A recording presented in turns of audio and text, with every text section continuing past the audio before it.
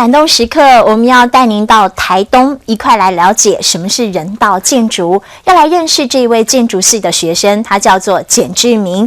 简志明看到很多学校因为风灾无力重建，所以呢，他参加了客委会的逐梦计划。他到了欧美各地学习人道建筑的概念。学成之后，用在部落小学，帮他们盖医疗站、盖手工艺教室，发挥专长，一块做公益。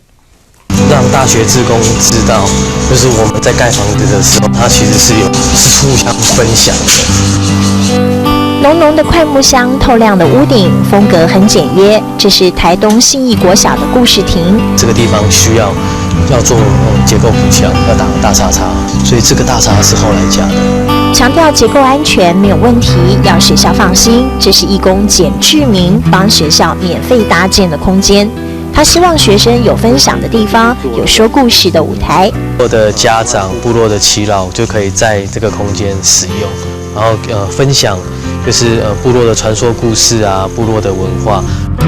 他号召了一群热血青年，从募款、取材到搭建，通通自己 DIY。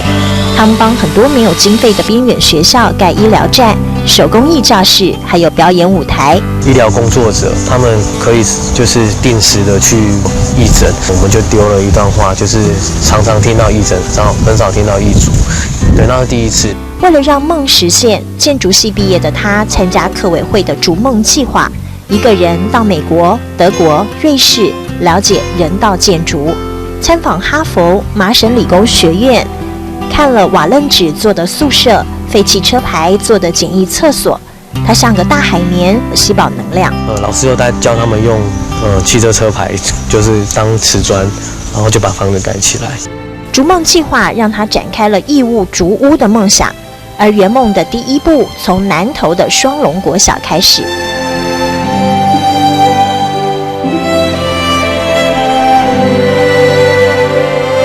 由他领军拍摄短片，发起小额募款，帮忙整修。因为双龙国小的校舍被风灾重创，所以他带着老师、家长一起做，让手工艺教室也能重生。这个来自台中东市的客家热血青年，还跟义诊团到尼泊尔帮忙弱势族群盖医疗站，散播幸福，也散播爱。医生也下去拌水泥，建筑师也下去拌水泥，然后把房子一点一点的，就是做起来这样。他打造了热情而正面的义族组织，希望帮社会各阶层的人建造需要的环境。从微型建筑开始，他把梦想做大，希望人道建筑概念也能在台湾发芽。走过美国、德国，住过瓦楞纸搭建的宿舍，看过破车牌拼贴的厕所，台湾的客家子弟拾起快木逐梦，替台东的孩子打造新天堂，替客家的热血追寻感动时刻。